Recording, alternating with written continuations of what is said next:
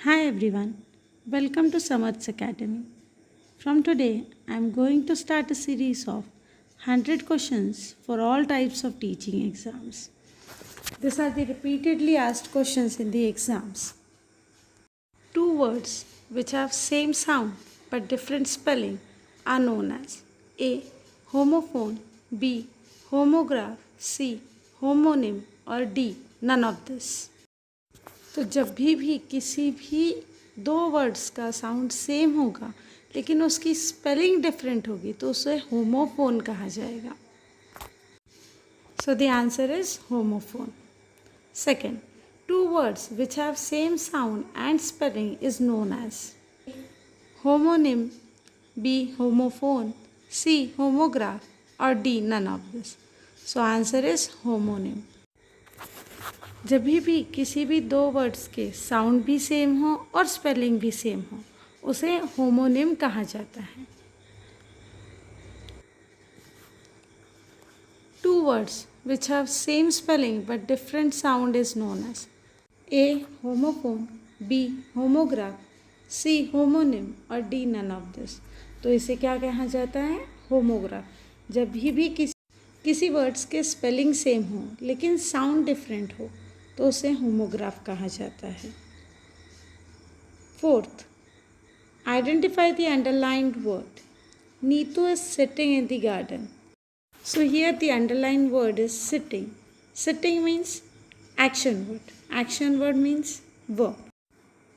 तो ये सेंटेंस में हमने देखा कि सिटिंग जो है वो एक्शन वर्ड है. तो एक्शन वर्ड को क्या कहा जाता है? वर्ब कहा जाता है.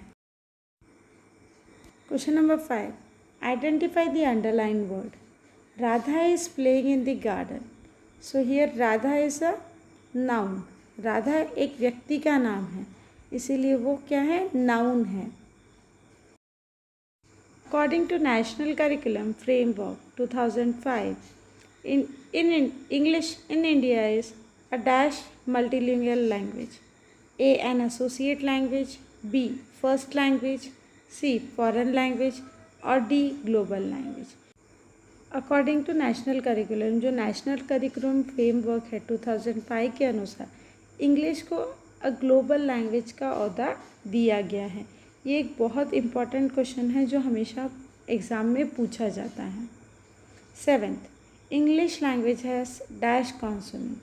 इंग्लिश लैंग्वेज में कितने कॉन्सोनेंट्स हैं? तो उसमें कितने कॉन्सोनेंट्स है? 24. How many vowels are there in English language? A2, B7, C26 और D5. English language में 5 vowels है. Use the appropriate article. I shall be back in Ashar. H consonant है लेकिन उसके हम आगे एन लगाएंगे. क्यों? क्योंकि जो R है उसका जो प्रोनाउंसिएशन है वो ओ से आता है इसीलिए हम एन यूज़ करेंगे. Opposite of famous is A. Unnoticeable, B. Unpopular, C. Unknown, D. Negligible. So answer is unknown.